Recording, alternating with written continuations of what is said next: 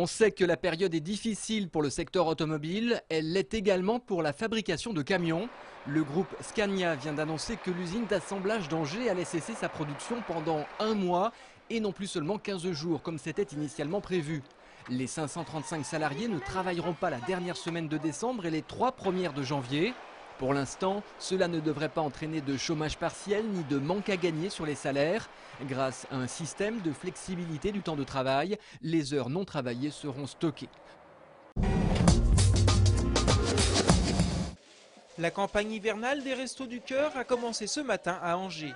Cette année, c'est dans un climat économique tendu que cette campagne débute. Du coup, les bénévoles des restos craignent que les inscriptions subissent une forte hausse. Là, aujourd'hui, il y a plein de gens qui viennent pour la première fois et qui sont très déboussolés. Et je me mets à leur place un peu. Parce qu'ils ne s'attendent pas à voir autant de monde. Et c'est quelque chose qui, aujourd'hui, que je constate, quoi. Dans le centre d'Angers, ce sont 150 bénévoles qui sont au service des plus démunis. Ils distribuent tous les produits nécessaires pour constituer un repas équilibré. Les personnes font leur marché. Elles ont le choix, suivant les produits que nous avons eu le matin, de choisir. Et ce qui est pour elles un plaisir parce que ça leur permet de faire la cuisine chez elles et non pas d'avoir des repas tout de suite servis. Pendant que la distribution bat son plein, dans le hall, Monique continue d'accueillir les nombreux arrivants. Cette bénévole est fidèle au poste depuis plus de 10 ans et ce qui l'interpelle le plus, c'est l'évolution de la pauvreté. Maintenant, je rencontre beaucoup de personnes, des personnes âgées, ça m'effraie un petit peu. Beaucoup de jeunes également et beaucoup de personnes qui travaillent aussi et qui ont du mal à y arriver. Ça, c'est un peu la nouveauté au resto. Les Restos du Cœur permettent à beaucoup de pouvoir bénéficier de repas, mais aussi d'un meilleur lendemain. J'ai connu les Restos du Cœur pendant 6 années. Et grâce aux Restos du Cœur, je m'en suis sorti. J'ai arrêté l'alcool, j'ai arrêté le tabac, j'ai eu un accompagnement énorme. Maintenant, j'ai un emploi, j'ai travaillé à mi-temps. Et puis depuis, à force de persévérer, j'ai maintenant un emploi à temps complet. La campagne des Restos du Cœur prendra fin le 29 mars prochain. De quoi soulager de nombreuses familles pendant cet hiver. L'association Promojeunes va-t-elle être forcée à quitter la ferme de Beauséjour, un site de 9100 m² implanté entre Angers et Cantenay-Pinard et dont elle est propriétaire depuis 1983 ? La question est en effet brûlante depuis quelques semaines. Cette structure d'insertion, présidée par Christian Etier, est en conflit ouvert avec le syndicat mixte qui gère le projet Terra Botanica, le parc de loisirs qui est actuellement en travaux. Un parc de loisirs qui a impérativement besoin de ces 9100 m² pour sa construction. L'association veut donc bien déménager, mais pas à n'importe quelles conditions. C'est pas qu'on veut pas vendre, et on respecte parfaitement les projets des collectivités territoriales. Par contre, moi je dois défendre les intérêts de notre association, c'est-à-dire qu'à l'heure actuelle on est propriétaire de ces terrains, et c'est une volonté de pouvoir conserver une propriété à un endroit ailleurs où on va aller, c'est tout.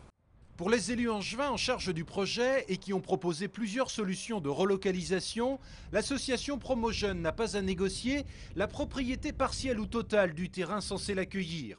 Du coup, les discussions à l'amiable sont désormais rompues. À partir du moment où on a vraiment fait en sorte de multiplier les propositions par rapport aux Promojeunes, qu'on a reçu une fin de non-recevoir, ou en tout cas des entrebâillements de portes pour nous expliquer qu'il y aurait peut-être des solutions possibles, mais qui ne correspondent absolument pas à ce qu'il est possible de faire, il reste une solution, c'est l'expropriation. Dans ce cas précis, ce serait alors au juge de l'expropriation de fixer le prix du dédommagement versé à l'association. Bon appétit. On continue aujourd'hui notre série Mieux consommer avec la présentation de ce restaurant d'application de la CCI d'Angers. Ici, pour environ 10 €, vous pouvez déguster le midi un bon repas préparé par de jeunes cuisiniers en formation. Certainement le prix est intéressant par rapport au restaurant autrement, un peu.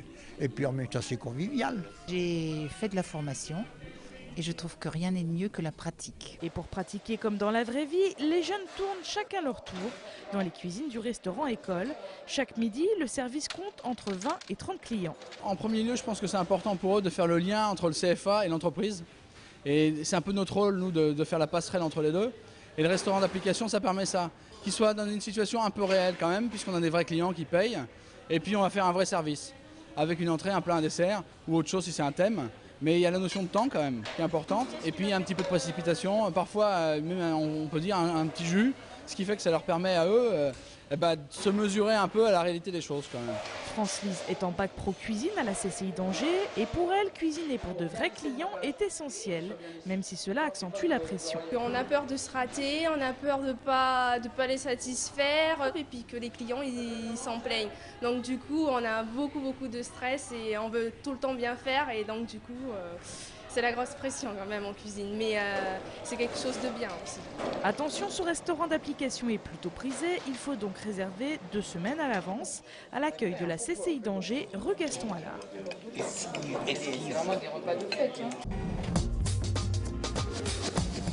C'est l'événement sportif du week-end. Du 5 au 7 décembre prochain, la piscine Jean-Bouin d'Angers accueillera les championnats de France de natation. Tous les médaillés de Pékin seront réunis. Alain Bernard, Hugues Bousquet, Malia Metella. En tout, plus de 400 nageurs s'affronteront. Parmi eux, une seule angevine, Marine Dru. La jeune femme se prépare à l'épreuve depuis le mois de septembre et à J-3 de la compétition, Marine est plutôt confiante. Moi j'aimerais bien faire une finale V, donc c'est-à-dire être dans les 16 meilleurs. Et après, faire mon meilleur temps. Je sais ce que j'ai à faire dans l'eau. Si j'applique ce que j'ai appris là, il n'y aura pas de souci. 2 autres nageurs de l'Académie de natation participeront à ces championnats, Marion Blanchard et Jean Madeleine.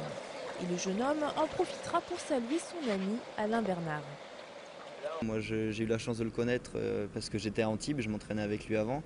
Et c'est vrai que c'est une personne très sympa et ça fait plaisir qu'il soit là. Les championnats de France petit bassin existent depuis 5 ans. Et l'épreuve est réputée pour être spectaculaire. Vous nagez plus vite en bassin de 25 mètres qu'en bassin de 50 mètres parce qu'en fait on gagne du temps normalement sur les virages. C'est comme sur un principe de relance. Donc c'est très spectaculaire. Par contre, il faut être athlétisé et puis il faut être très fort aussi dans les virages parce que si vous avez du mal à vous retourner, si vous ne poussez pas fort au mur, là ça devient plus un inconvénient qu'un avantage. Les championnats de France débutent vendredi, salle Jean-Bouin à Angers. Bonne nouvelle, Laure Manodou a finalement décidé de participer à la compétition.